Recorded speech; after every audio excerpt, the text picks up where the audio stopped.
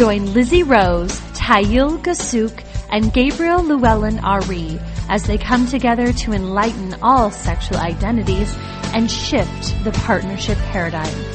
Welcome to Revolutionary Romance. Hello, and thank you for tuning in to another edition of Revolutionary Romance, where we are shifting your partnership paradigm. My name is Gabriel Llewellyn-Ari, and I am joined here with the embodied relationship coach, Tayil Gasuk. And I just want to say that we are so excited and so grateful for you tuning in and listening to our show today.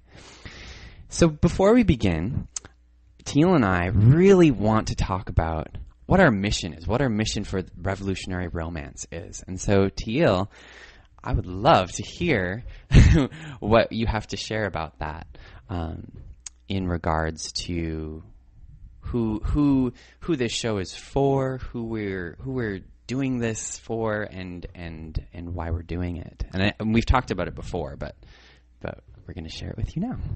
Yeah, for those of you who are just tuning into this show, one of the things that me and Gabe founded the show on is that we found that we have a bedrock around our foundational purpose in the world. We have a purpose around having the ability to augment our own voice and to support others to do the same. You know, we have a vision to be the lighthouse in the dark when people are suffering, when people feel alone, where people feel like they don't have a place to find the answers in a culture that doesn't give them a space to be seen, felt, or heard. We wanted to be the voice in that darkness. And so we're always striving to do our best to connect, to support that. We always try to see what it feels like to feel isolated and alone inside us. And we go through the plethora of all the clients that we've ever had, and we try to see if we can access the empathy, the compassion for the suffering that some people might be feeling in those moments in time. So our mission statement in these radio shows has always been around that, around how can we be, inspire a spark of light or an awareness or that aha moment, or just an acknowledgement that it's okay. It's okay to be needy. It's okay to not know. It's okay to be confused. It's okay to want something that perhaps the people around you don't say it's okay to want. Things like that. Yeah. And that is such an important. I feel so inspired when I hear that, and we were talking about that before the show, about why we're doing this, and that we both feel like we share this mission to empower other people through empowering ourselves and empowering our own voices, yes, helping us to be heard and seen, to help other people and help them to live their best life. Yes. So if this is your first time tuning into the show, that is why we're doing this. And thank you so much for tuning in and sitting in our living room with us. We're so grateful to have you. So what we do at the beginning of every show, what we do with you, is we do what we call an opening circle. And this is something that allows you to let go of two things that you'd like to release and call in two things that you'd like to call in for yourself. And this is a process that I developed that develops sacred space with yourself, with your partner, with a group of people, if you like to do it. This process has been done for thousands of years in many different sacred ceremonies. But instead of any kind of denomination or faith practice, we create a sacred space through simple practice of letting go and bringing out. That's it. So it's learning how to empower yourself and learning how to let go of what you don't want. To remind us, this process reminds you that you are the author of your life. You are the final arbiter of your truth, and the buck stops with you as a co-creation of reclaiming authority of you. And so we invite you now to think about two things that you could let go of. They're two states of being. For example, two things that I am letting go right now. I am letting go of the need to feel like I have to be uncomfortable. I record this sitting straight up in the chair when I just want to lean back. And I am also letting go of any anxiety. And two things that... So then now, invite two states of being that you would like to call in for yourself. For example, me, I am calling in calmness and a little bit of spunk. How about you, Teal? All right. I'm breathing in all the way down into my belly and checking in with my body right now, which I encourage the audience to do. Yeah, let's all do that together.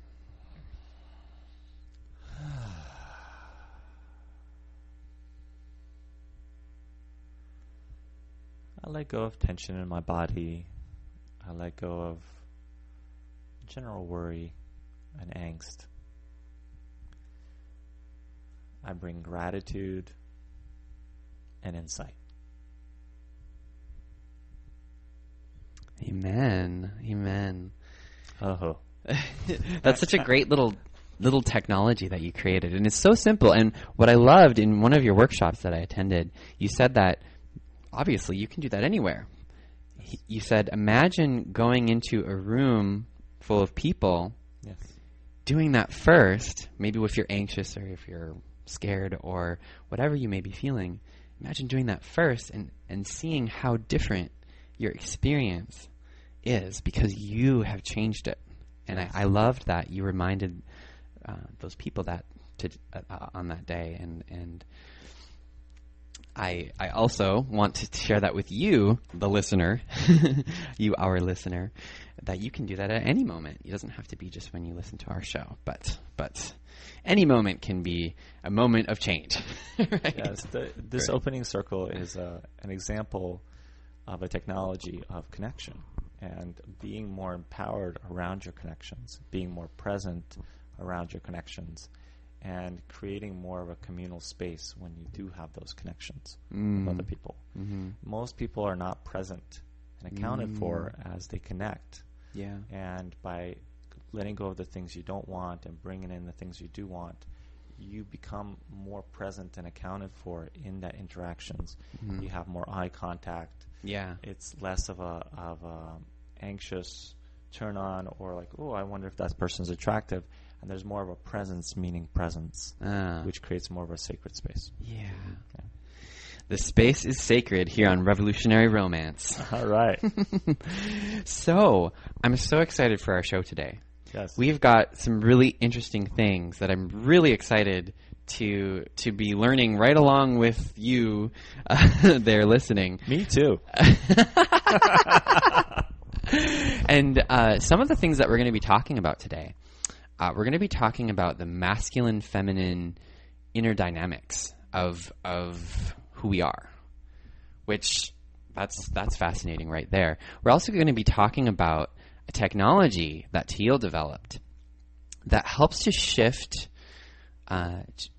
you away from the confusion around your sexuality and really get clarity about what your sexuality is, meaning maybe you could be bisexual, or maybe you're gay, or maybe you're really super straight but you have issues with women or something. And so we're going to be walking you through that exercise later on in the show, so definitely hang around for that. And we're also going to be addressing how that all ties together in with our twin flames and our soulmates. So just lots of juicy stuff in this show here today. So definitely stay tuned. We're going to be talking about some really, really groovy stuff. But before we begin, one or two quick announcements. So we now have an email address set up so you can ask your questions for us. If you have a question about any kind of relationship issue, you can send your email to asktahilnow@gmail.com, and that's spelled ask, A-S-K, Tahil, Tahilnow, at gmail.com, and you can send us whatever question that you have, and we will read your question on air, and we'll address it. So please do send that. Yeah, you are an integral part of this radio show. While me and Gabe are inspired to do this regardless, when you send in the inquiries, when you give us the gratitude or share something that touched you, it goes a long way here. We truly get moved and inspired by that, and it really does add to the quality of the show. Yeah, and that's a great reminder. Even if it's just something you really liked, it's not a question, you just had some feedback, we would love to hear it. We'd love to hear how the show lands for you. So please let us know by sending an email again to asktayilnow@gmail.com and let us know. So that is it for our announcements. Now we're going to get into the meat part of our sandwich of a show here. Yes. And so do we want to start with masculine, feminine inner dynamics? What do you want to start with? Yeah, we can start with this. I want to. What is that? Kind of create more of the broad strokes again. Yes. And then just kind of start weaving them together. Sure, that sounds good. I'd like to address this inner dynamic of masculine and feminine understanding of ourselves. I want to talk about that sense of twin flames, or that soulmanship that we kind of look for in the world around us. I want to talk about sexual orientation. How does sexual orientation, or figuring out our sexual orientation, kind of tie into the search between masculine and feminine within us, our soulmate, or what have you. And I'd like to talk about the various technologies I've developed around how to sift out some of the confusion that we might have around our sexual orientation. Sounds great. Yeah. Sounds great. So just ask me some questions and we'll go from there. So let's talk about masculine, feminine inner dynamics, because I think that is probably a good foundation for all of that, being aware of that. So what do you have to offer about that? What? Well, let's start off with that there's a time before culture has indoctrinated us into masculine and feminine. As children, there's an innocence to us that is neutral between masculine and feminine. Before someone teaches us that we're a boy or a girl, we feel innocent. We feel like a child. We don't know if we're masculine or feminine. We're just a kid playing around, having fun. And then culture, slowly but surely, how the culture reflects to us who we are, what we are, our semblance of understanding of masculine and feminine starts to form. Right? In ancient times, there were many rituals for men and women, and there were rites of passage. So the moment a young man started to notice the girls around them and started to feel attracted to them, he would literally be kidnapped by the men of the tribe and put through various rituals into manhood. The moment a woman had her first menses, she would typically be whisked away into a community of women and indoctrinated into the mysteries of woman. So there were rituals for men and women to kind of come into this shift of childhood into adulthood. And part of that was to come into this understanding of masculine and feminine within them. It's interesting to note, and this is one of the things that I wanted to bring up today about bisexuality, is that when there was a child who was known or felt like they can go both ways, they were considered the pinnacle of understanding in human nature. And they were usually touted as a shaman or a sacred mystic of some sorts in the tribe, because that person was able to see secrets on both sides of the wall. They were indoctrinated into mystical arts, the arts that would forge alliances and misunderstandings between masculine and feminine energies within the tribe. It was a very deep honor to actually be in that space where you're attracted to both masculine and feminine. Right? Wow. And a lot of the cultures that came from the land honored that if you were a boy and you had inclinations towards other boys, that you would be, there was a support and honoring system of that. Really? Yes. And if you were a woman and you were seen towards being attracted towards women, there was an honoring system of that as well. So, and because homosexuality is not an unnatural thing in nature, it happens everywhere with many different animals and creatures. So people from the land tend to kind of create support structures around that. Wow. I mean, I did know that, especially with ancient Greeks and certain other cultures, but that's great to hear that there was actually a support system for that. Well, let me speak for myself. I have been so used to myself and people like me being ostracized from society for who we are that it's almost bizarre for me to think of a society that would honor that and treat gay and bisexual people as equals, even bisexual people on an exalted not just pillar. It was the thing that to get here is that there were rituals, and there were rituals into a transition.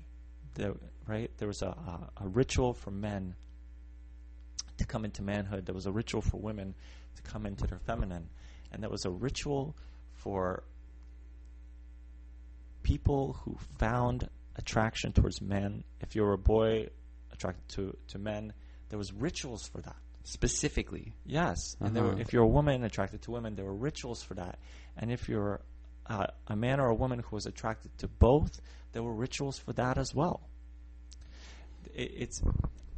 And I think that is what's missing. There's a tremendous amount of confusion between men and women in our culture around what it is to be a man or a woman. It's so true.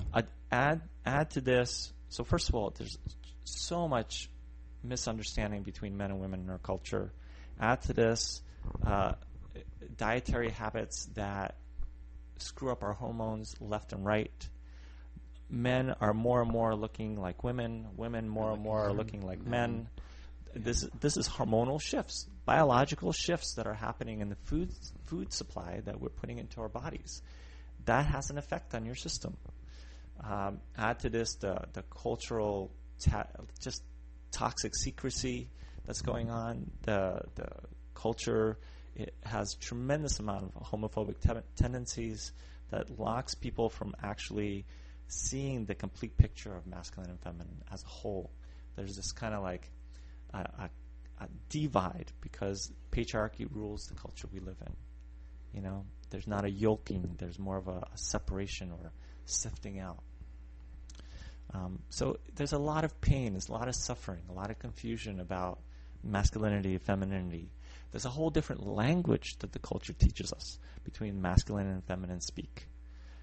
On top of that, there's a whole bunch of lockdowns on the sexuality itself. We don't have a clear space to be sexual. Sexuality has become a taboo subject. And when it is talked about, it's sensationalized and exaggerated to the point of perversion so that people become like rats hitting a button to constantly create that sense of feeling good, right? They've done studies, like if a rat presses a button and it stimulates a sexual urge in their brain, they'll keep pressing that button until they die. Mm-hmm. They will do that to even not eat food. So it literally overrides the survival instinct. It's that potent, this sexual energy, this sexuality that we have. That kind of potent energy being not okay to be talked about, expressed, communicated. Now, I read an article the other day that spoke about how, 1 out of 6 boys before the age of 16 has been molested. Jeez. 1 out of 6. And this is one of those dark taboo subjects that nobody talks about in the media. Thank God women have finally started to talk about it, and there's more exposure to that. But the moment somebody says about molestation, the first thing they think about is women. Nobody talks about men, right? And nobody talks about the fact that most boys learn sexuality from other boys. They're not learning from adults. Most boys learn it from other boys who don't know anything about it themselves. And then we wonder why grown men grow up with stunted understanding around sexuality. Bingo. So there's a lot going on around this sense of sexual orientation, sexual awareness, sexual expression, mixed in with all this confusion around masculine and feminine. That's a recipe for disaster if you are trying to find your sexual orientation. So, these ancient cultures, maybe some still practice this today, I'm sure, of what we were talking about them really honoring whatever that person's sexuality is. I'm really curious to learn about your approach and your technology for helping people to find that within themselves, because we don't have these rituals now. Well, I suppose maybe you could do them for yourself, but it's not. Times have changed, and so yes. How can people discover their sexuality, or what tools do you have to offer them?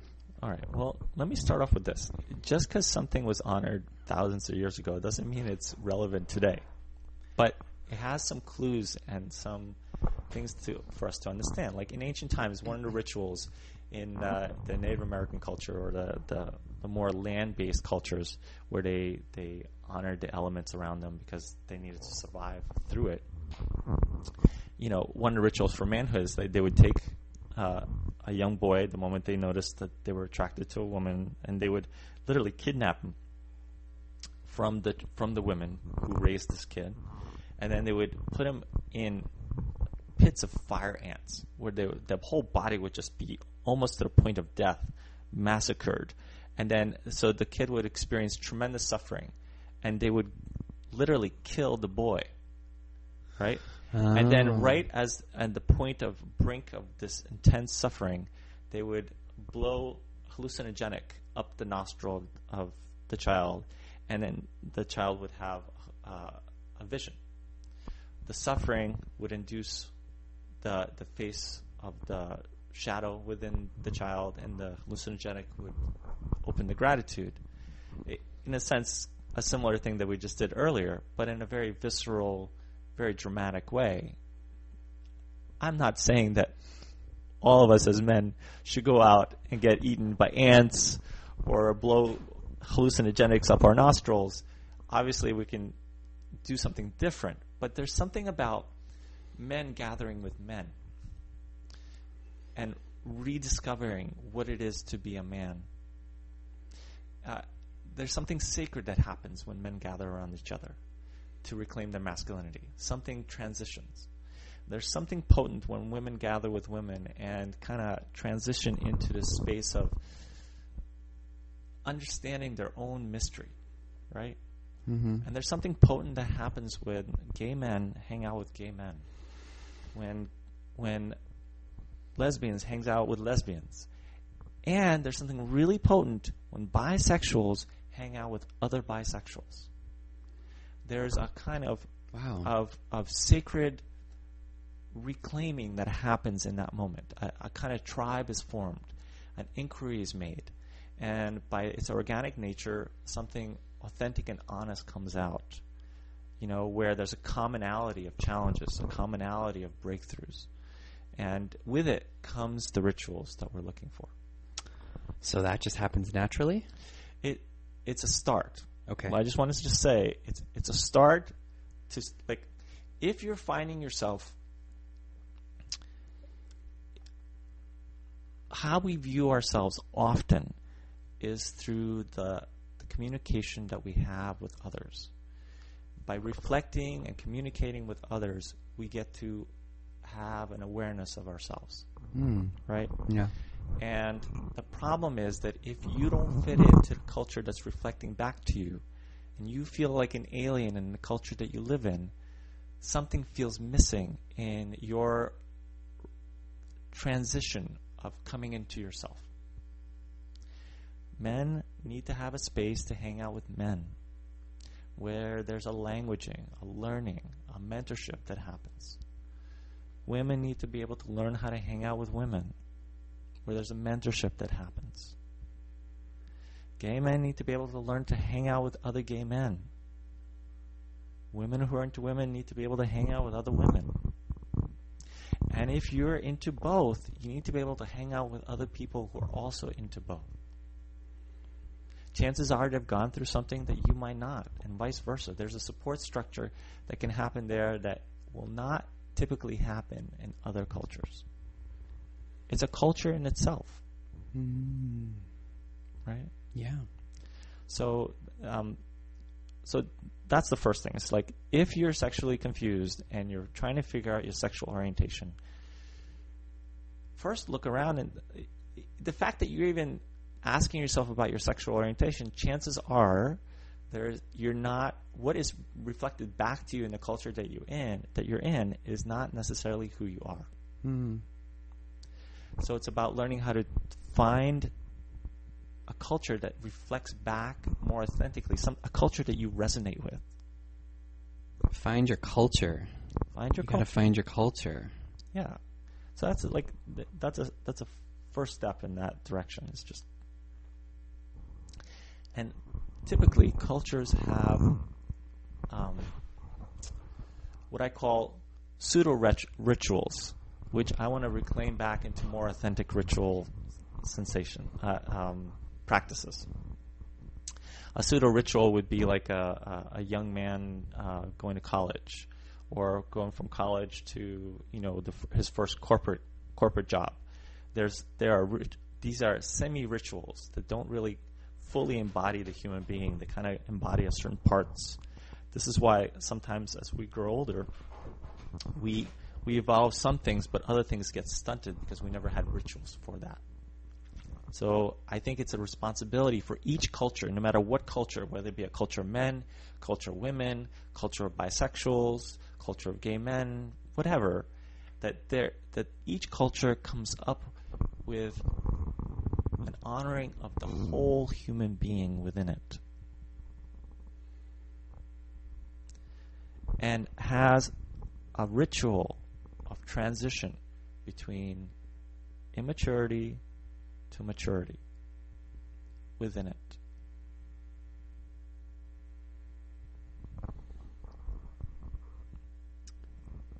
Absolutely. I think that's sorely missing, and I think that's why we find ourselves in online support groups and asking Dear Abby, and we're looking for support. We're looking for perspective. We're looking for someone who gets us in some fashion. Yeah, our technology has given us an opportunity to reach out to each other like no other time in history. And I also want to caution people that just reaching out to people through technology is not enough, because it lacks eye-to-eye, belly-to-belly, visceral conversations, body-to-body. There's so much about communication that happens beyond what is happening online and on a screen. So many of those subtleties can only be picked up through close encounters, having dinner with people, having coffee with people, having conversations with people. Absolutely. I know for myself that I pick up so much more information just by feeling someone's energy when I'm physically by them. I'm able to tune in, and their subtle physical movements, I'm able to intuit what that means. Whereas I still can do that watching a video, but if I'm in the room with them, it's much more easy to get where they're coming from, to empathize with them. Right. Yeah. There's many subtle cues and subtle languaging that we pick up through body language, through physical presence, through sharing space and breath together. I like that. So I think that's the first thing, is to kind of have an inquiry about ritual. And the ritual is about how do you transition from immaturity to maturity, and also sifting out and creating an understanding that there are some things that were never meant to mature. And Really? And this is the thing that the term for this is called neoteny. You see this in biology, like an ostrich. Have you ever seen an ostrich? It looks like a giant baby chick, even though it's grown up. So it's a perfect example of a neoteny in nature. The reason why I say this is that many of the old rituals, and this is where I make a stand in the evolution of ritual making for all these different cultures, is that it was to kill the girl, to kill the boy, in order to become a man, to become a woman. While I love the concept, there's parts of me as someone who has been striving for understanding as a human being that feels that it's incomplete, and that there's things to be added to that process, and particularly around innocence and play. Innocence and play is the domain of children. It is the domain of immaturity. And there's something in the ritual that transitions boys into men and girls into women that, if the ritual doesn't care for innocence and play as it transitions, the adult that emerges is not a complete human being, in my opinion. I think that there's a way that you can have that transition from youth to maturity and maintain innocence and play. Particularly because if at one point you're going to father children again, or you're going to raise children again, that those children get to be understood in a way that you might have not. I think it creates more of a depthful, soulful human being as the generations evolve.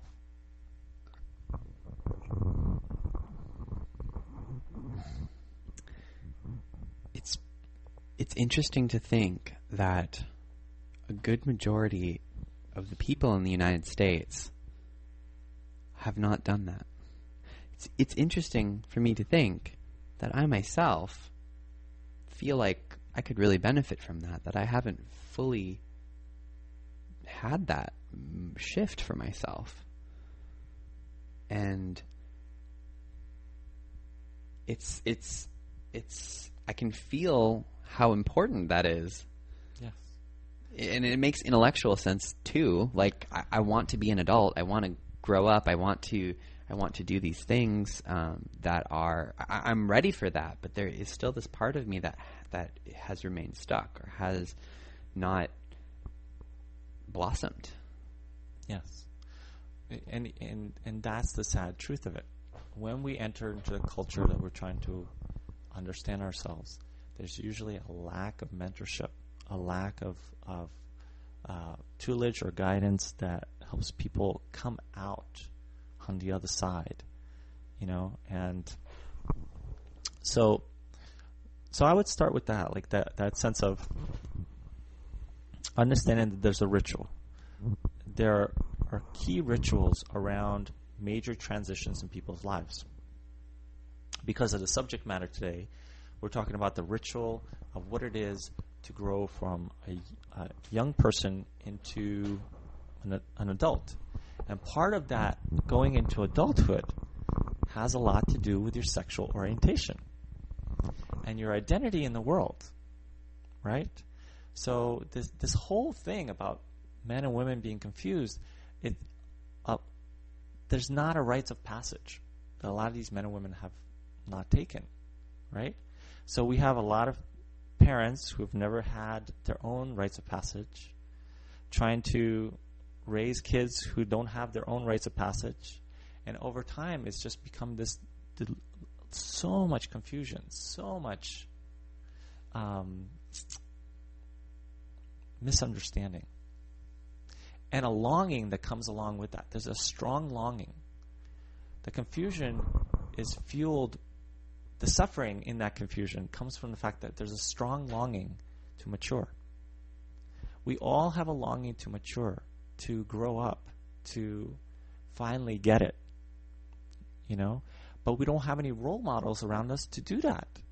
Our bodies literally, viscerally lack something to have a mirrored response to understand what it feels like to transition into maturity in our particular culture.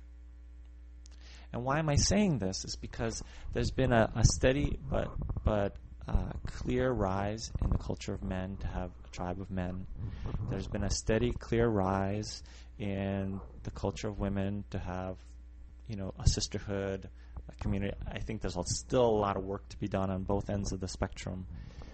There's even been a lot of strides towards the queer culture around gay men and lesbians, but when it comes to bisexuality, I think it's one of the fewest places of culture. It's one of the places in culture that I think is most lacking in understanding, awareness, acceptance, and ritual.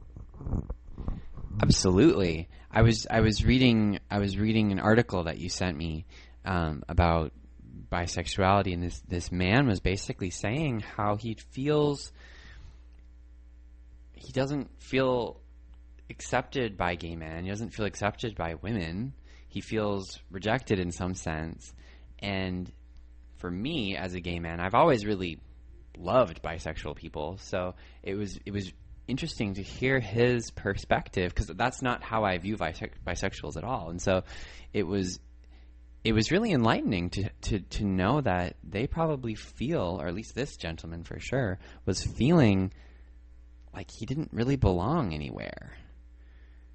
And he wanted to, and he belongs with his own group of bisexual people, and I could see in his words and feel from his emotions in his words that he's really longing for that. Right. We're all longing to connect to a tribe, to have that longing. That longing is what I want to speak to. And why I wanted to address bisexuality. Now, the more we talk about it as the fact that it was considered to be the highest pinnacle of human evolution. Wow. By cultures that were nature-based, where that person was touted to be a shaman or a mystic. Fast forward to more modern times, Kinsley created a scale. It's a famous scale that I think a lot of queer culture knows about, the 1 to 6 scale, about where you land. It's a start, but it's not the end-all to all things. I think it's a 2-dimensional system. I've added a 3-dimension to it, which is my technology that I've kind of made it better, I think. There are some women who like women on the side. I call it when a woman comes to me, right? Because I tend to have relationships with bisexual women, right? So, and I'm a straight man. So I've done a lot of inquiry about this, right? So when a woman wants to have a relationship with the woman I'm with, because I also practice alternative relationships, I have questions that I ask the women that are interested in my woman. If she's interested in my partner, I usually say something like, so do you like women, or do you prefer women like a salad on the side of a main course? Right? And a lot of women, there's a lot of women out there who just kind of prefer women they'll they'll play with them. They'll kind of be curious about it, but they feel like girls playing with other girls. You know, so there was this lack of ritual to kind of nobody's ever indoctrinated them into what it is to be as a woman with a woman. So I think this Kinsey scale is kind of there's so much lacking in it. You know, I think a lot of the people who kind of end up on 1 or 2 on the Kinsey scale, like barely. What does that mean again? So like a 6 would be completely into your gender. Do you know the Kinsey scale? Have you? I've watched that movie, whatever the movie was about Kinsley.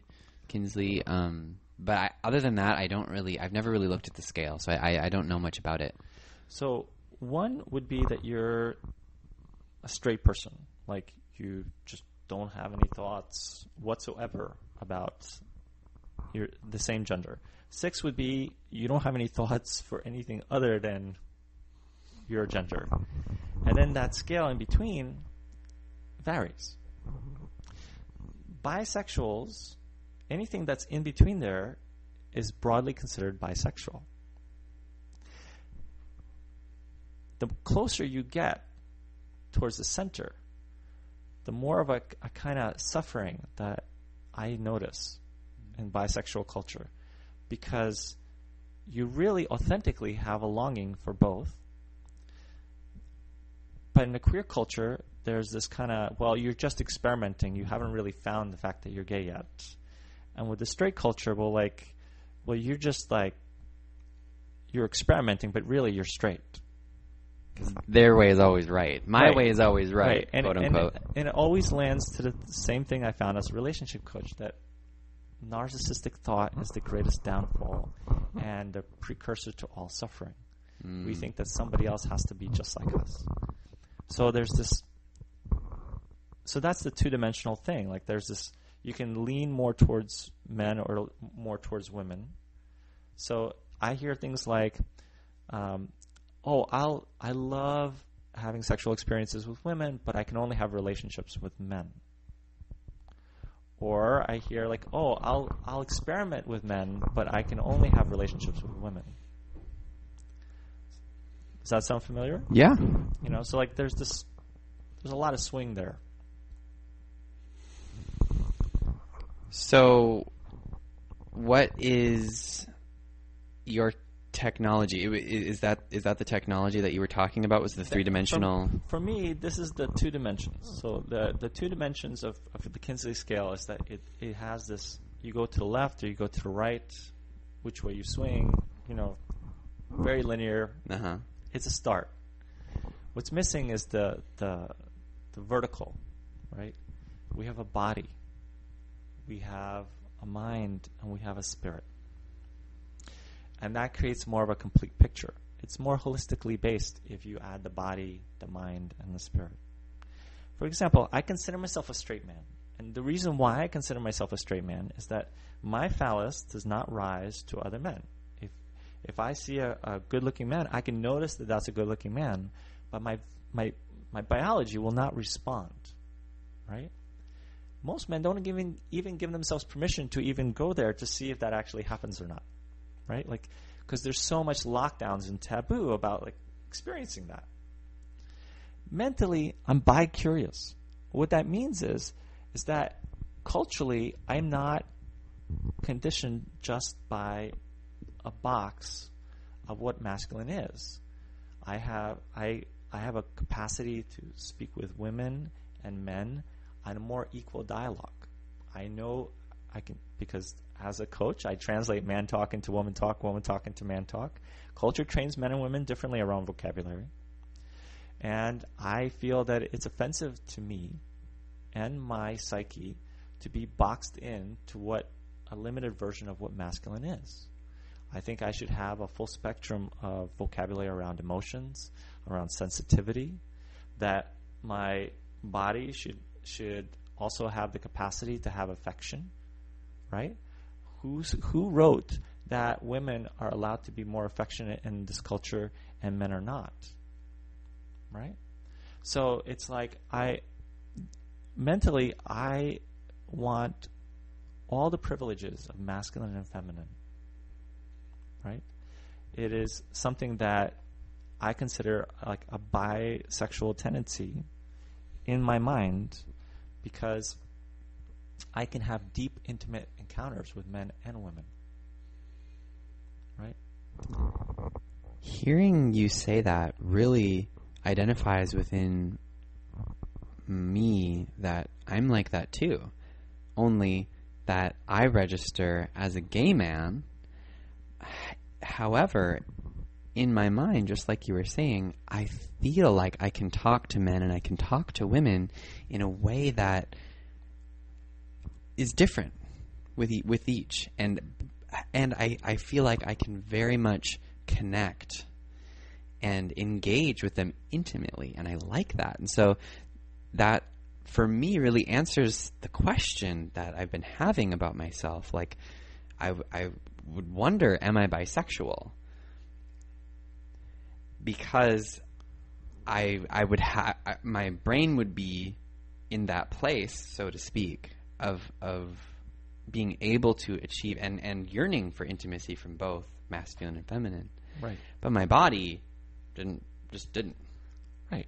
It's just so it adds a deeper dimension, and it helps to sift out the confusion that a lot of people have around sexual orientation, and that whole like, wow, like my body. It's just getting clear, like, oh, my body does this, my mind does this, right? And then there's the spiritual end of it. I think all of us, regardless of what we think, are spiritually bisexual. And this is the part where I think that ancient cultures really got this, which is why when somebody showed inclinations to being attracted to both men and women, they found it to be the highest honor. Because I think as a spiritual being, as the most, something that's greater than yourself is actually neither masculine or feminine. It's both. And it has a lure towards both. So, like, when it comes to worship and honoring someone in a sacred way, it makes no difference if it's a man or a woman. There's an arousal spiritually for me around that, right? There's a turn on. For you spiritually? Yes. With a man or a woman? Right. Oh. Right? So there's a hierarchy, or if you add this to the Kinsey scale, it becomes more of a full spectrum understanding of your sexual orientation. It gives you insights to those moments where, wow, like, you know, I'm more often drawn towards men than to women,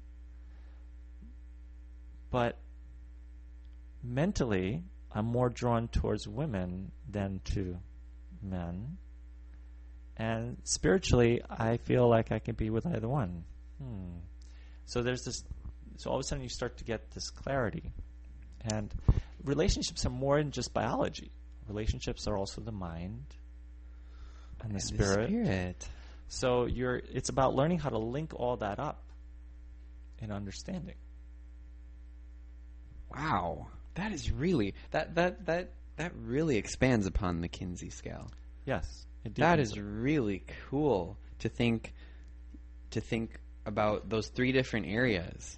To think about, well, what is my physical body like? Well, that's I would say that might be the at least the most apparent. It's like it's pretty obvious, at least for me. I speak for myself. Maybe not for everybody, for sure, but and then to think in my mind, oh, mentally, yes, I love to engage with men and women, you know, and be intimate in that way. And then spiritually, yes, I feel like either one is not a but in this particular case, when it comes to sexual orientation, it's like as human beings, we all like there's different people we want to connect with, but the key component here is turn on. Turn on is a very interesting concept. Turn on means that you get lit up and want to yolk or come together with someone. Right? Mm-hmm. And the body can be aroused and then it wants to yolk. But then the mind can also be aroused and wants to yolk. And it's communion. Now here's some things that are from Tantra that some people may or may not know, is that the body can only go so far. There's a certain kind of, like, you can have the most amazing sexual experience, and there's this wall that you hit of how intimate you can be.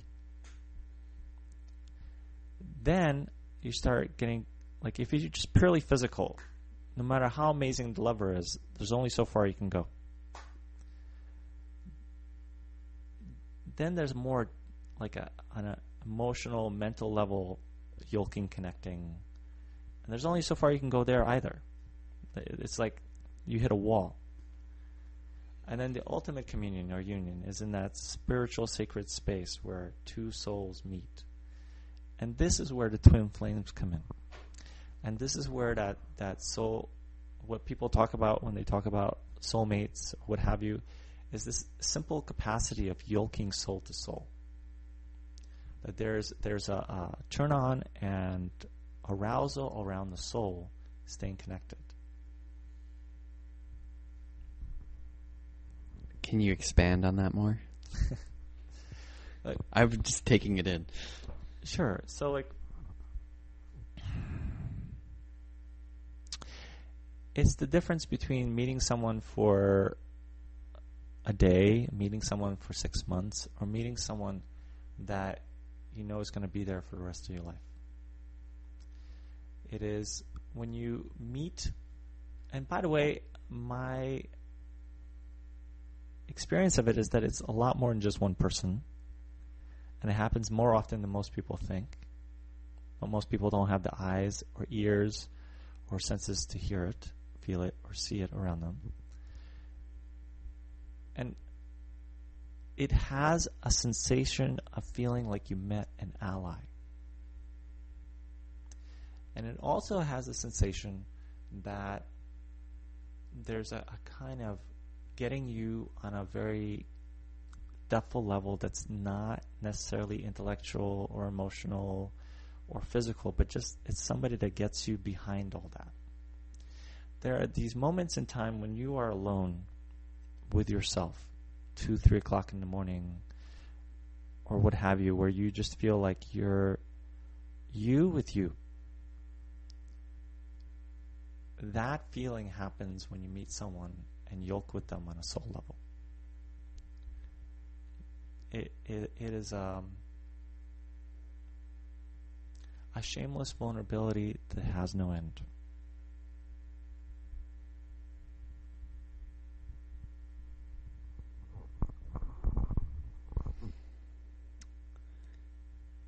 And so that I suppose I see what you're saying now about how that kind of ties that all together, especially the soulful connection part of it. Yes. How it's behind the physical, it's behind the mental, and it's going into the spiritual realm, and it happens a lot, like you say. How often have we met friends that, you know, even if we don't talk to them for 2 years, we still think about them and we still want to connect with them, and we still are yearning for that bond with them. Right. Friends or past lovers or family members, you know, whatever they may be. It happens quite a bit, at least for me. Right. And for me, the thing that I want to speak to and make a stand for is that there's a lack of giving ourselves permission, authentic permission, to experiment, to understand ourselves.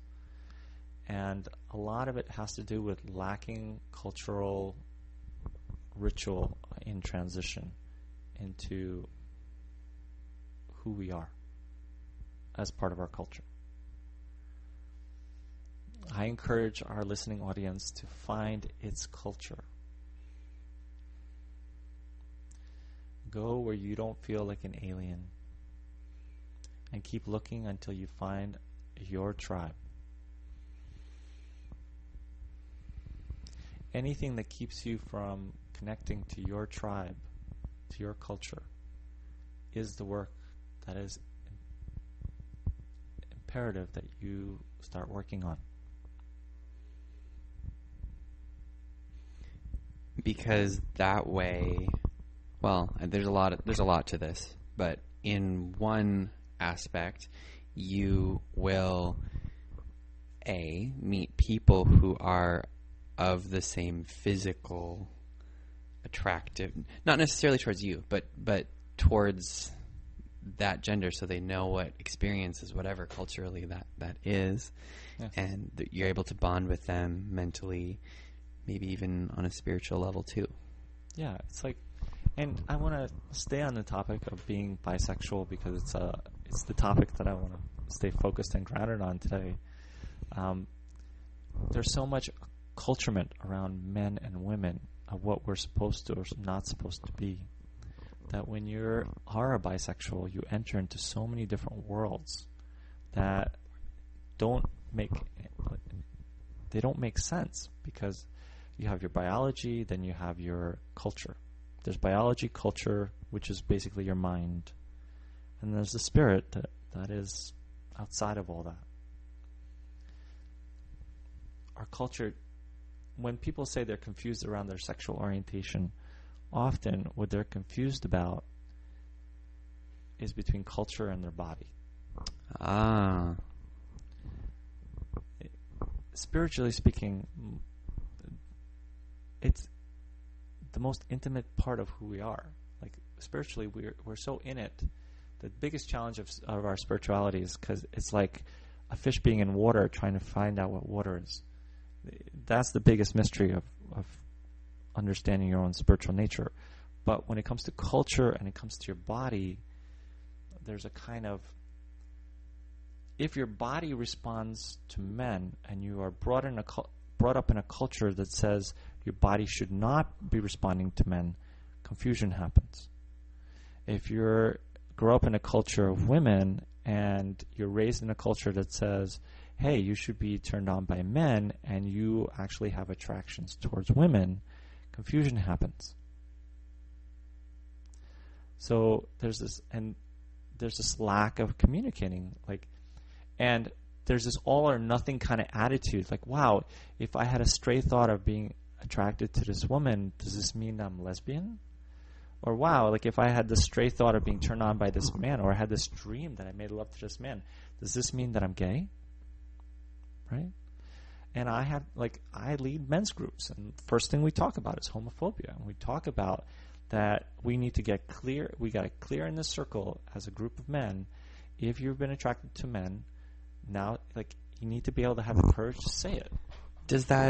Do you find that when asking other because you lead men's groups, other men, or really just people in general, that question, do you find that oftentimes they say, yes, I do? Well, it doesn't happen that clear cut, because there's a lot of trauma and a lot of phobias and a lot of taboos for most men to speak frankly around their sexual orientation or their stray proclivities to it. But when I speak to men, typically they're in a place of suffering as men. To fully follow the patriarchal model of what it is to be a man, it sets us up, for most of us, a lot of suffering. Because it's not that men lack emotions, they don't have a vocabulary for emotions. That's a tremendous amount of suffering. It's not that men, and some men fall into the Kinsley scale where they have, they want to experiment. Some men even have experimented. The problem is that nobody talks about it because it directly challenges their masculinity.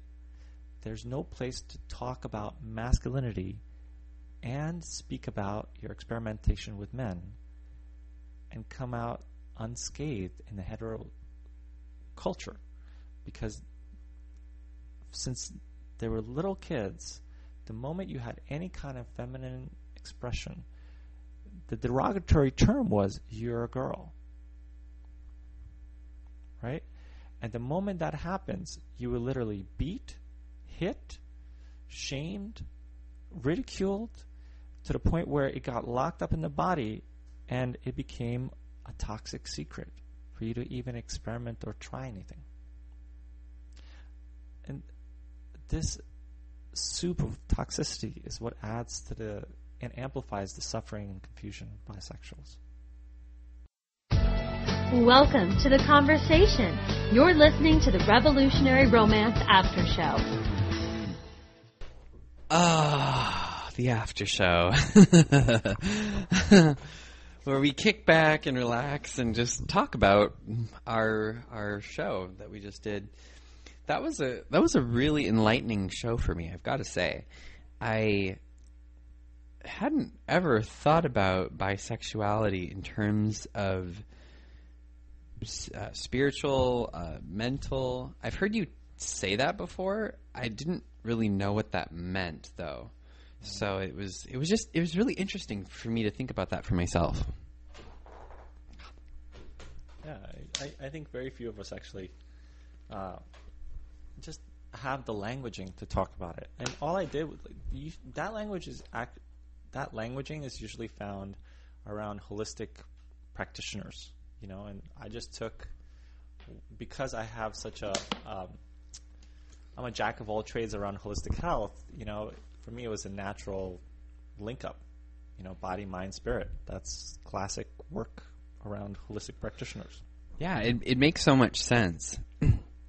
But you know what I was wondering about? I have a question for you. I was wondering about people who have wounds with a certain gender that then don't deal with those wounds and then turn to the other gender. Whether maybe they are bisexual or maybe they're not. I'd be really curious to hear what you have to say about that. Yeah, I'm glad you asked that question, because that's a big one out there.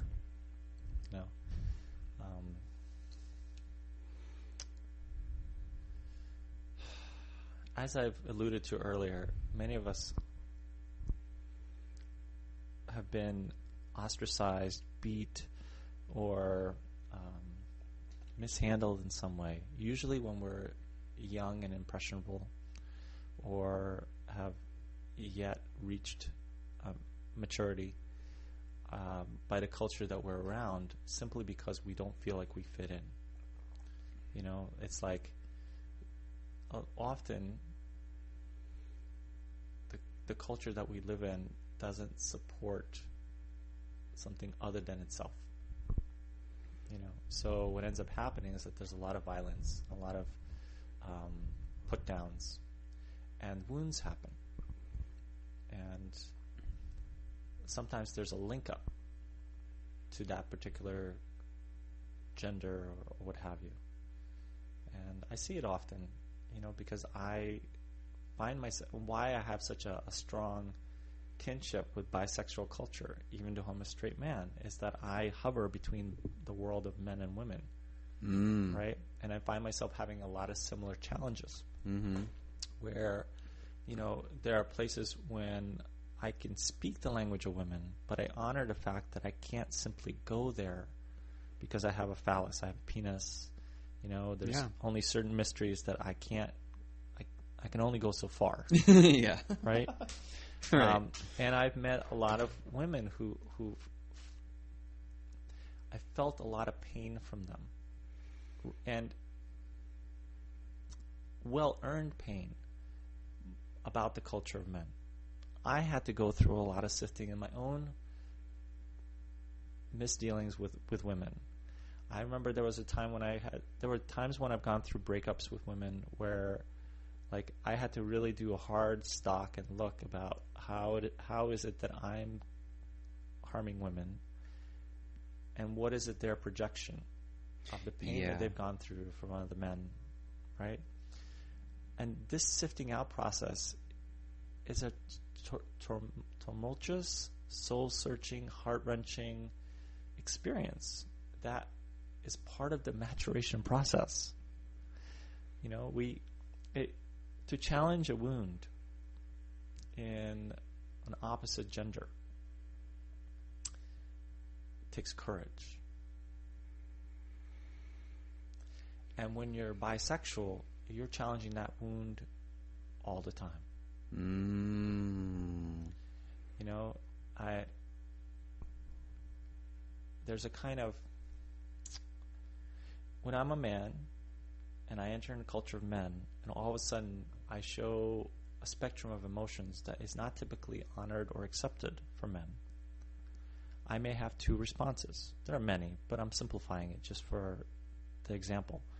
I either have men saying, thank you for giving me permission to finally express this emotion, because I've had it and I never saw a man actually model it for me. This is when I feel deeply honored and feel like I'm stepping into my elder and being the mentorship that I never had. It feels great. There are times when I also model things for men where they feel extremely challenged and I get confronted. And that's the moment of truth, when a culture confronts you at the expense of the most biological longing that we all have as human beings to ostracize you from it. You're not going to be in my club. You're no longer going to be my friend if you cry in front of me, because guys don't cry. I'm oversimplifying it again. There is a multitude in there of emotions that I'm talking about, but just for simplicity's sake, the moment that confrontation happens, there's a moment of truth.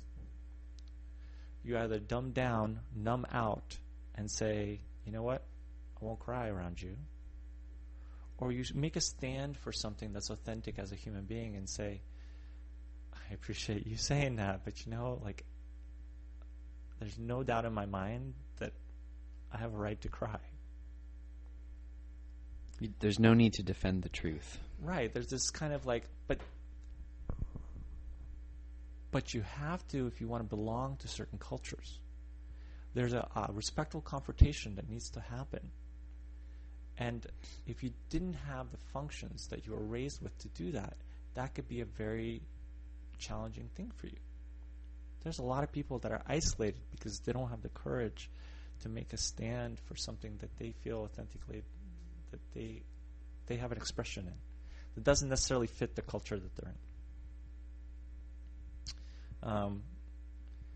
There are times when I've had women wanting to put me into a box. It's like, excuse me, you like, I want you to know directions. You know, like, I need you to take control. It's like, sorry, I have no doubt that I'm a man and I can't always take control. You need to be able to stand up and take some control of yourself. Whoa. There's this kind of like, there's certain things that men don't say to women or not allowed to say in you know, culturally. Yeah. There's certain things that women are not allowed to say to men. Like, well, who said that? Where did the instruction manual come from? There's a challenge that men and women have towards each other around becoming more human, more full spectrum human beings. And I think that challenge is exemplified in bisexuality. Because it's very visceral and it's very biological.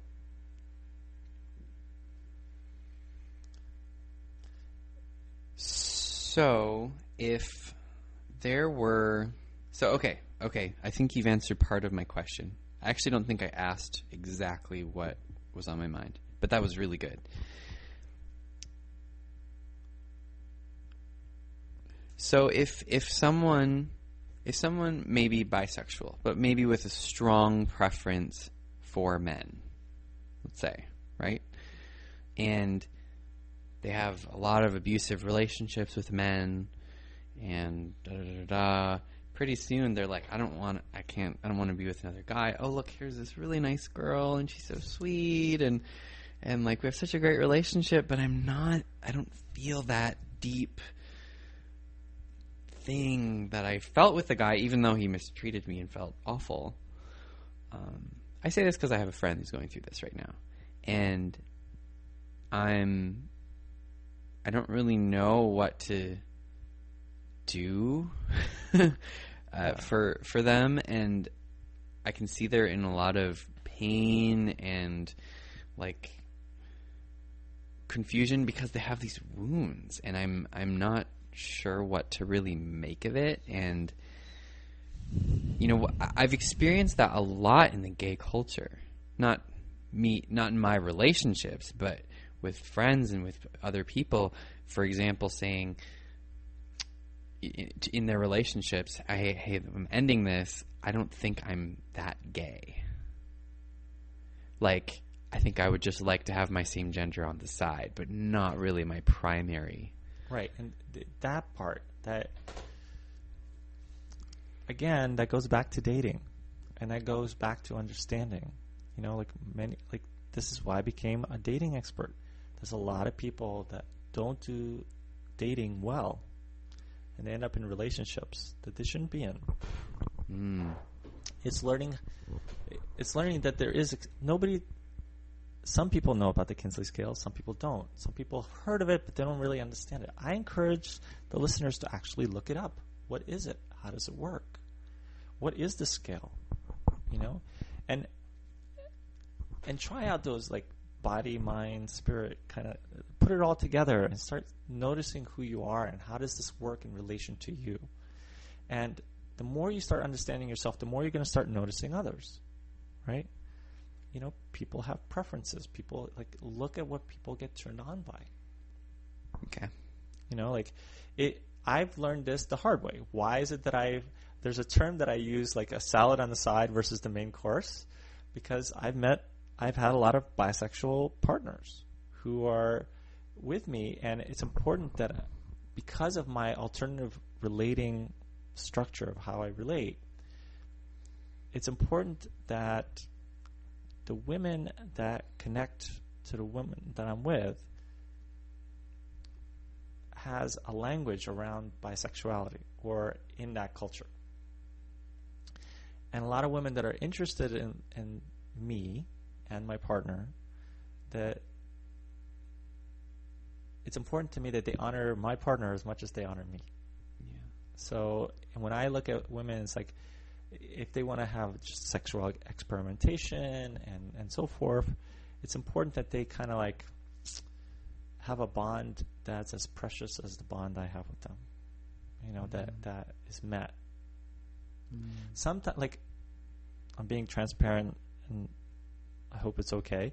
But there, like, I've met women who meet each other, and because I'm curious, I inquire, like, well, how are you knowing, like, how are you meeting about each other? Like, they start to talk, all of a sudden they realize they're both bisexual, and they start talking. But they're in relationship with men most of the time. They simply didn't have the opportunity to practice being with other women or had the permission to do so. And a lot of times the term is that they feel like they're kids trying to understand this. Like they feel like they're 12 or 13 years old girls who are trying to like figure out what they like in other women. And these are like grown women. Yeah. So this happens also. Like sometimes we just nurture one part of our bisexuality and never give maturity to another. Okay.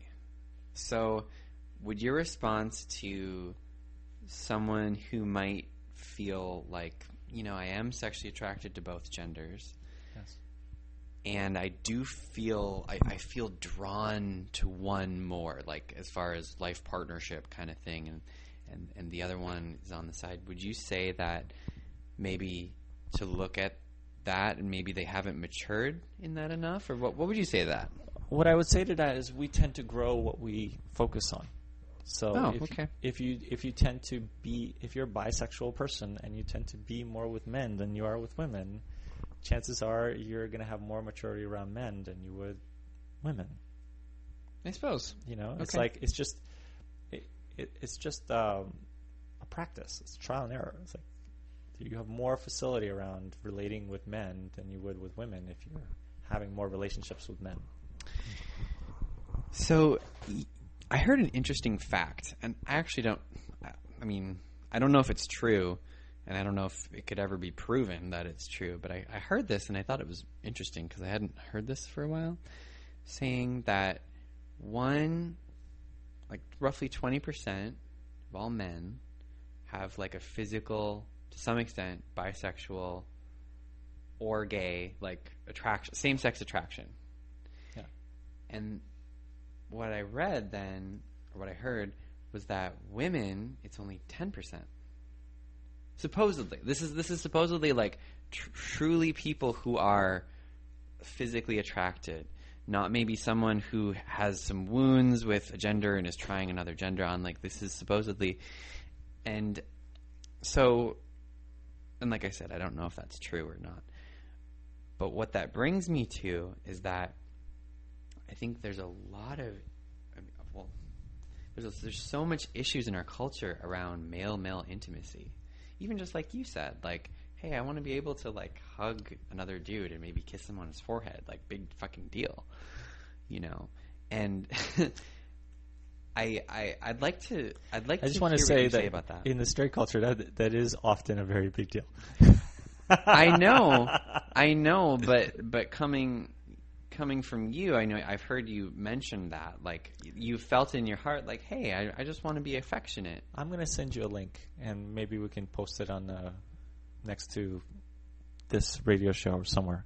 It's a link of a photographer who took pictures of male intimacy from 1800s to the present.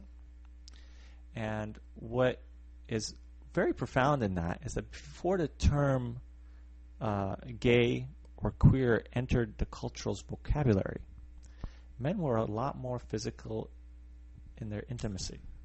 Yeah, makes sense. He showed pictures where men were bosom buddies. They're holding shoulder to shoulder.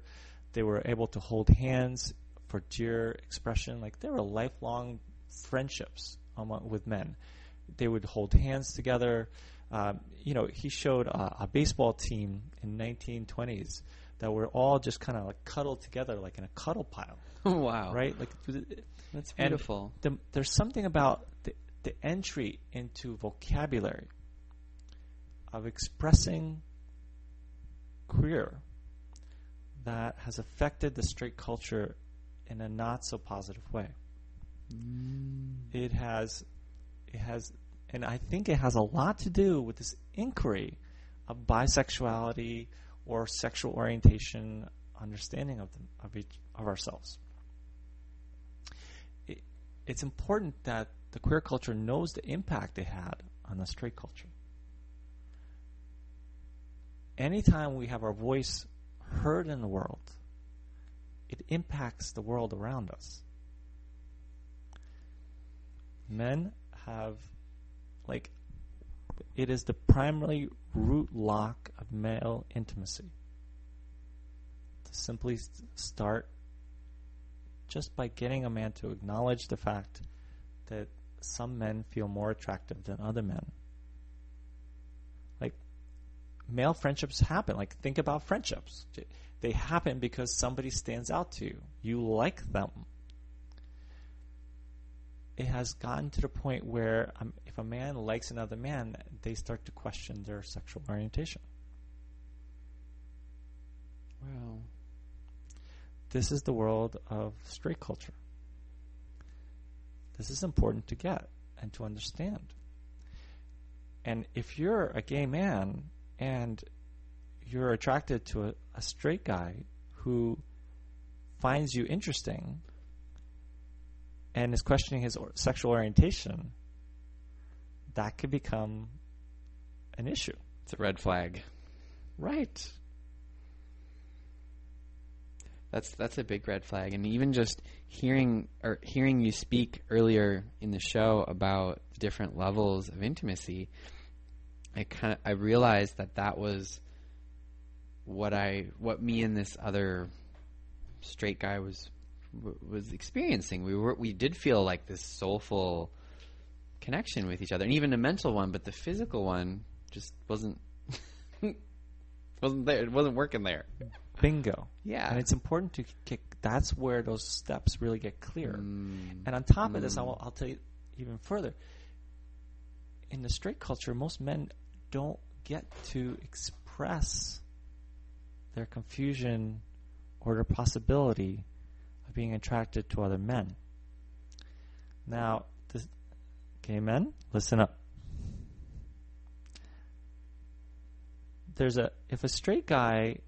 If you're interested in a straight guy and all of a sudden there's this intimate contact, for the first time, perhaps that straight man has an opportunity to express his possibility. Just even the thought of maybe being attracted to other men. It's important that you don't overread what is expressed to you, because in the culture of straight men, that man can't say that. That man typically does not have the permission to say that. Because most of the straight culture, there's physical violence if he does. There's the capacity to be ostracized from his culture if he does. So even to say that to you as a gay man personally without nobody hearing, he would have that fear. Possibly. So he might not even... If he confides in you about that, it's because you, as a gay man, give him a safety net, a permission to say it to you. And most gay men that I know, oh my God, right? Like, especially if you're attracted to this man. So, like, you get what I'm saying? Like, there's this kind of like, I don't know if I could say this, like a clusterfuck. There's a cluster of challenge. There's an opportunity for a lot of misunderstanding at the moment. And projection in that moment, right? Yes. So, like, it's important for gay men not to project their attraction. Yeah. If that man is a straight man who's just, like, had curiosity about men, and you're the first man that he can actually express and talk about that. And it could be too that the straight man, his body is straight, but in his mind he's bi-curious. He feels this soulful connection with you, and it is really amazing. However, the physical, that's just not there for him, anyways. Right. And this is important to kind of like sift out and understand. If somebody's physically turned on, it starts in the nose and in the teeth. What? So let me explain. I did a whole article on attractions, part of the thing I'm writing around my book. Our bodies are more animal than human. They're more of a biological response system. And if you get turned on by someone in your body, there are physical things that happen to it. The first thing that happens when you get really attracted to someone is your teeth get tight. Jaw clenches. Yes. That makes sense. There's this kind of like, right? And that starts the tension in your lower abdomen called the hara. And it gets your genitalia aroused, right? If the man that's talking in front of you is not clenching it, you see it. It's like, if they're not clenching their teeth around you, then they're not attracted to you. There's not that, like, it's not the same oomph that you might have. And it's important to create the distinction between, like, attraction of the mind, attraction of the heart, and attraction of the body. So bodily attraction, they will clench their teeth unconsciously, right? Yeah. It'll be an unconscious thing. You smell like food. When a body is attracted to another body, the other body smells like food. All the senses kick in. It's a subject that we can talk about. Food. Yeah, we can talk about that subject in a different show because it's way beyond this topic. But I can just tell you that when you're physically attracted, your smell heightens, your pupils dilate, your lips swell, your ears literally get turned on because there's erectile tissue around your ears, your nostrils, your eyes, your mouth. Everything gets more swollen. And with that swell, you feel more sensitive in your skin, in your body.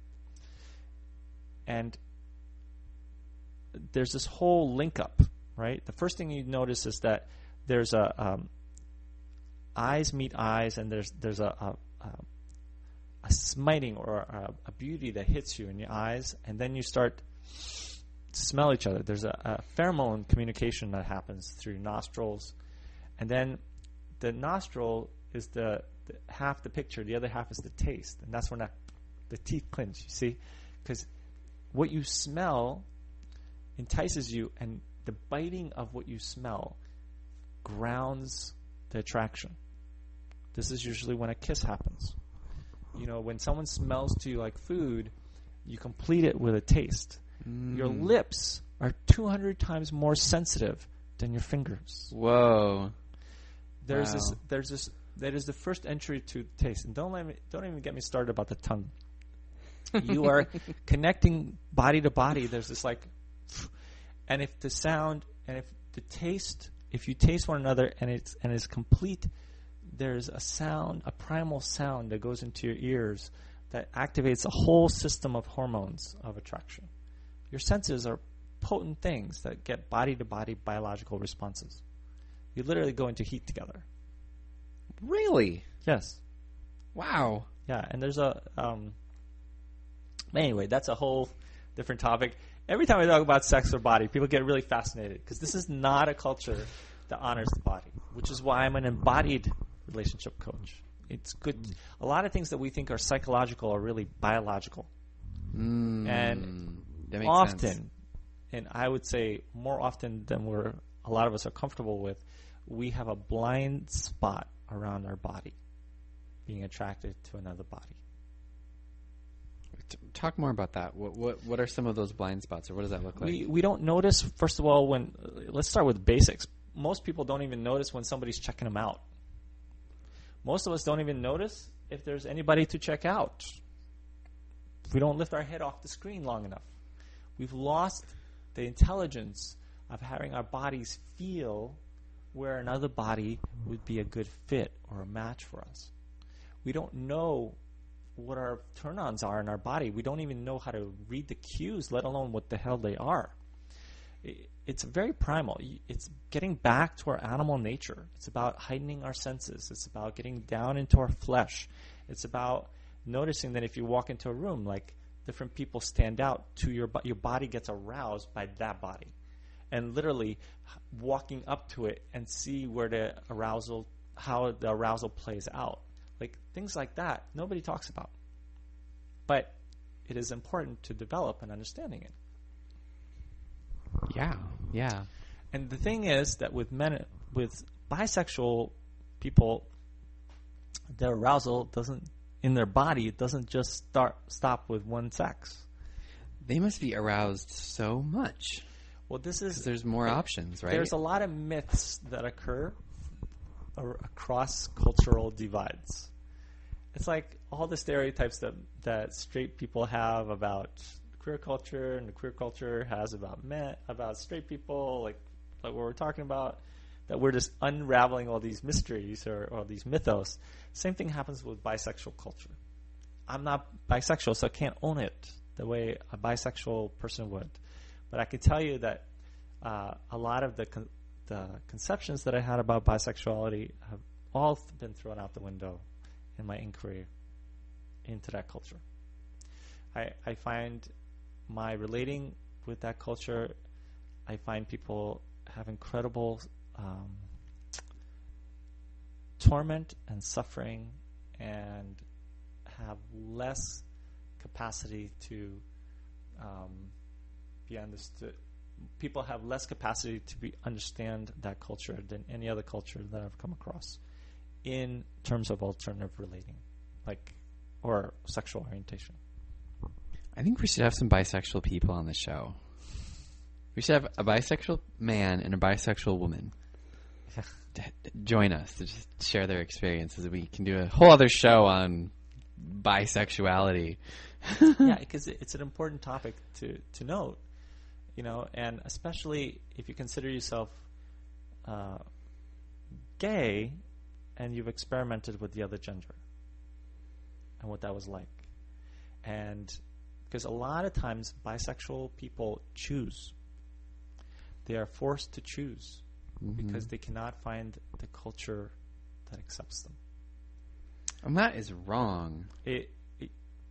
Yes. Or it's unhealthy. Well, let's say that. It's unhealthy. Let's rephrase that. It's just unhealthy for them. And this, so I'm talking to the queer culture that has chosen sides because it was forced to by ostracization and socialization around them. So there's a certain segment of gay men that have chosen to be gay and consider themselves gay, even if they're still attracted to women, because they had to choose.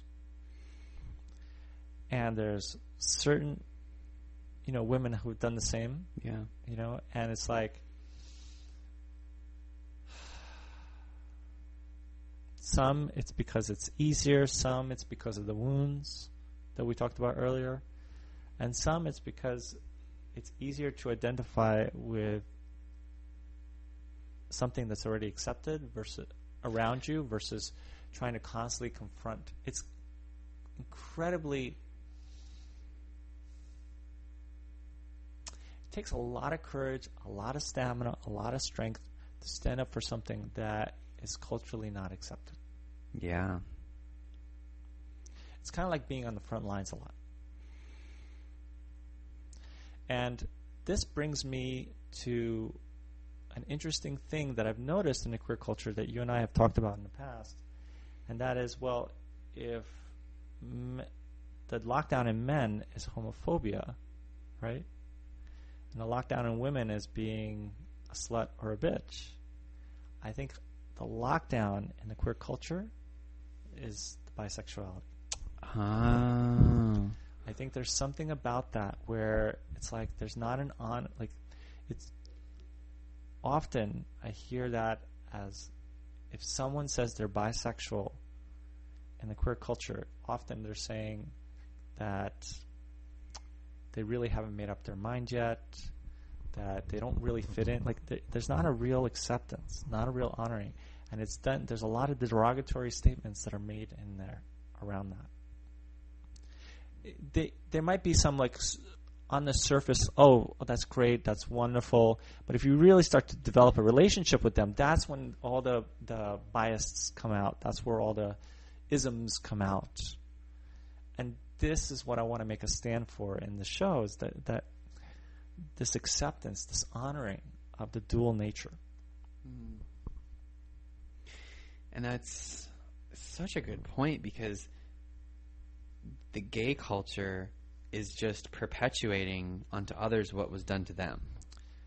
I call it internalized abuse. Yeah. We replicate the abuse that we experienced within our own.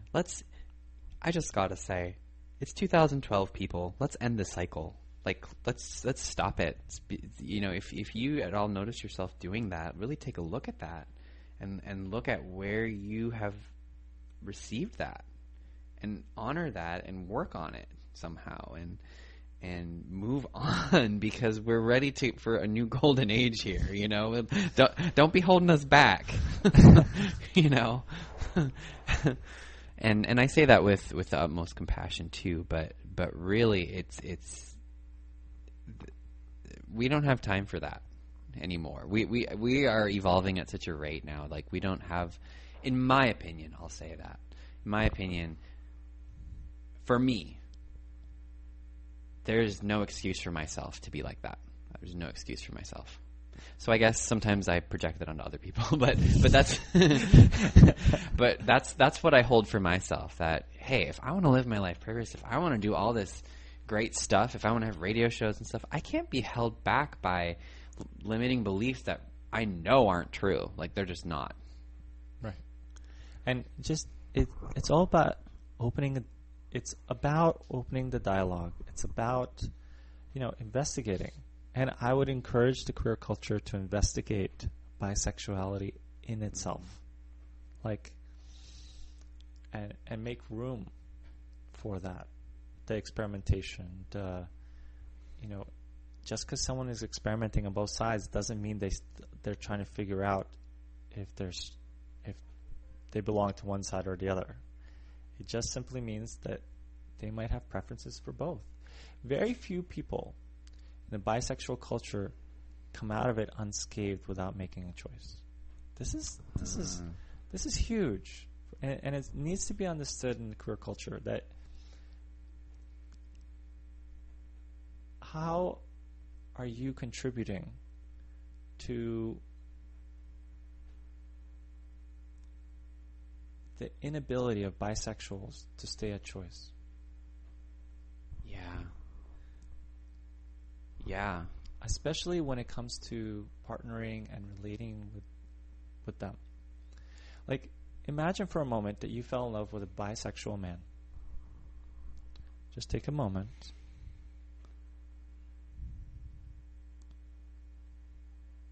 Or woman, if that's your preference. Right. But I'm talking to you specifically, Gabe. Sure. Okay? And you fall in love with this man, and they've fallen in love with you. But when you're intimately revealing to one another your innermost thoughts, he lets you know that there's certain women that he's attracted to. How does it make you feel?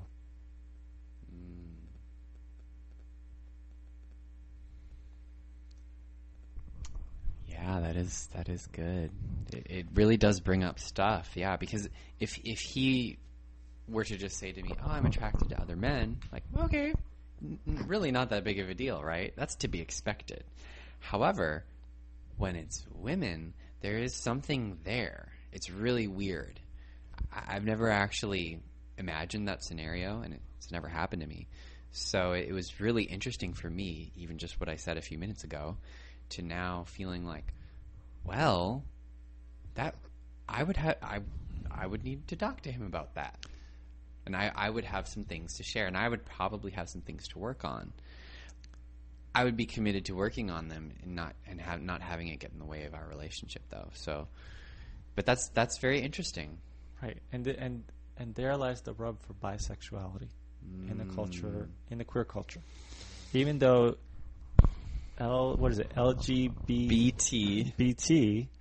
the B, bisexual, yeah, is often silent, often squashed, often misunderstood.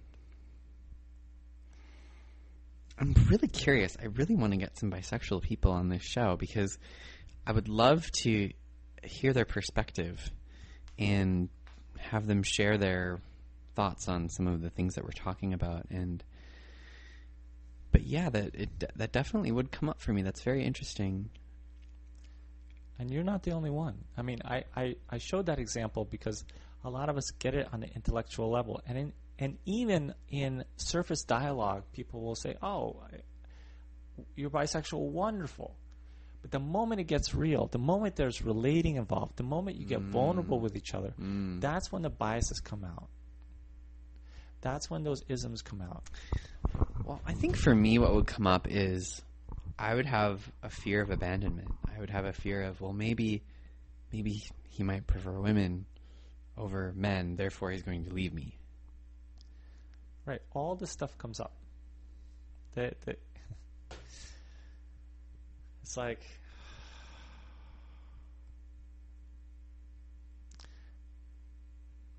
what's so precious about bisexuality is that the person falls in love with you. Yeah. They might be aroused by your body, but they fall in love with you. And it's so scary that they can also be aroused by the opposite gender. Yeah. I think also for me what comes up is my own issues around being gay and just the culture. Like, I have the fear that, well, maybe they'll just run off with a woman because it's easier and more socially acceptable.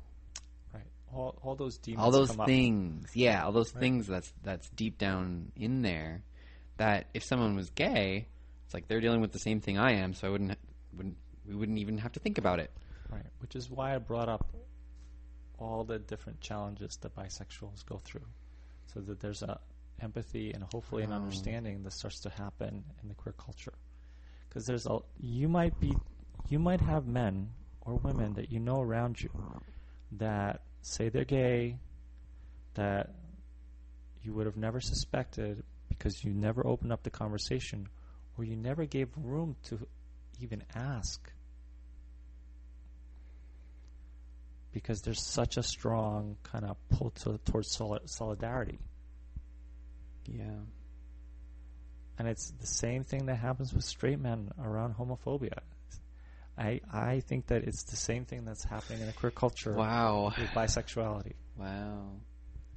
We're really debasing the myth. Or for me, or at least that's what I feel like is being uncovered, is there's this whole, like the veil has been lifted off, or at least we're peering under it a little bit of bisexuality and really looking at the human side of it. That's why my whole focus is to access what is being human. When I went into the inquiry of masculine and feminine, I went into inquiry of what it is to be human. What are the bridges of empathy, compassion, understanding across the proverbial self-created gender wall? If you are bisexual, that in your body is not there. So if you identify with your body as being aroused by both men and women, most cultures just don't fit you. Wow, that seems like it would be a lonely place in this world. Yes. And if anything, I hope that there are gay men and women out there that would give opportunity for dialogue and discussion with bisexuals for depthful relating and connection. Because you might be surprised at what you might learn in those relationships.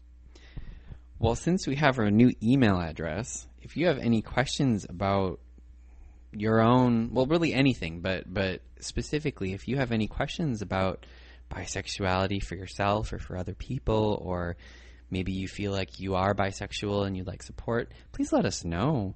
We'd love to help out however we can and offer whatever guidance or support or direction that we can. We're here for that, and that's what this show is about. It's about creating a revolution of romance, of love, and of heart. And so we care about you. We care about you right now, just listening to this. And so please let us know how we can be of service and help you. Yes, and I hope this opened up some doorways of understanding and perhaps inquiry within you. Sometimes give yourself an opportunity to really listen deep inside and not just kind of brush some of these topics off, because sometimes things are buried pretty deep, and we might think that right from the bat that we might think, oh, it doesn't really relate to us in any way. And then when we kind of give ourselves a space to settle down inside ourselves, feel our bodies, we might, acknowledge some things that have been buried for a long time. Beautiful, beautiful. Well, I think it's time now for our closing circle, which we haven't done for a few shows, but it was our intention when we started, and so we're bringing it back. And so, Teal, if you wouldn't mind walking the listener, walking our dear friend and confidant through the closing circle. Sure. The closing circle is the opening circle, just like the closing circle, are rituals for engaging and disengaging in a healthy manner. So the closing circle, we share what we've learned from the experience, what moved us, and what would we add or take away. When we share what we learned, we share with the world or with whoever it is that we engaged with that we paid attention. And this makes people feel heard, right? And when we share with people what moved us, it makes others feel like they're felt. And when you share with people what you would add or subtract, you bring in your authority, your authorship, your own unique space into the world. And you let them know who you are. Those three things at the closing circle give us more depthful relating with others. So please let us know. Send an email to asktayilnow@gmail.com about what you learned, what moved you, and what would you add or subtract, and what you'd add or subtract, because we want to know. So that's how you can participate. You can be part of this closing circle. Yeah, you can be a part of this. So please do send us that email. We look forward to hearing from you. All right. So what I've learned from this experience is how good it feels to talk about this to a public audience. I have felt an inquiry into masculine and feminine for a long time, and it's what led me to understand the queer culture that I've been working on with you, which I feel deep gratitude for. And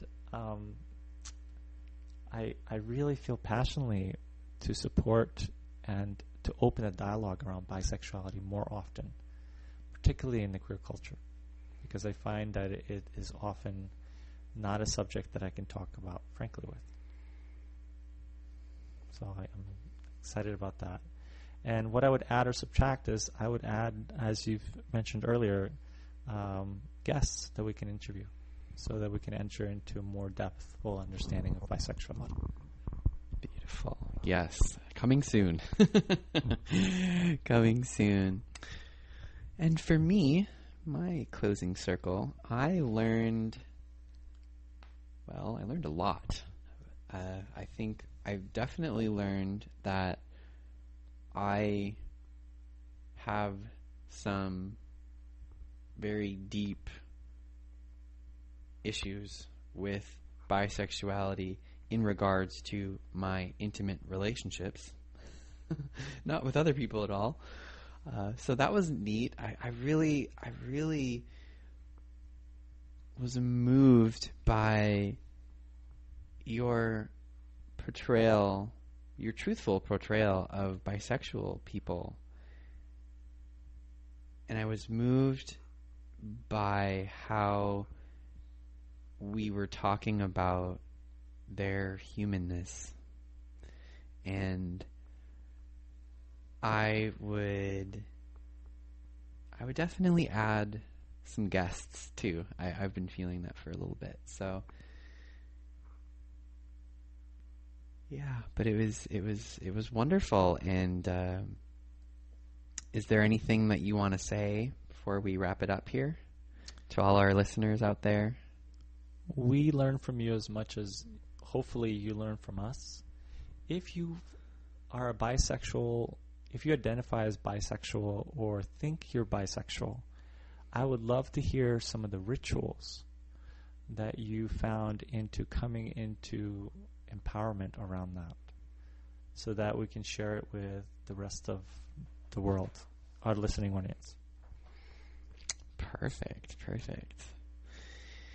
And thank you so much for listening. It really fulfills us with gratitude and joy that you've taken the time out of your day to not just listen to us, but to improve your life, to expand your own awareness about the relationships in your life, and to really begin to blossom further on your evolution of love here on this planet.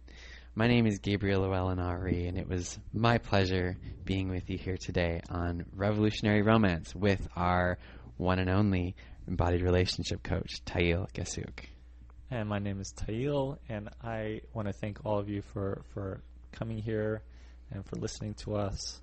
And please do visit me at intimacyforumtraining.com. You can always get a session with me on Skype, phone, or in person. And the first session is always on me. So come and have an exploratory session. It's worth it, trust me.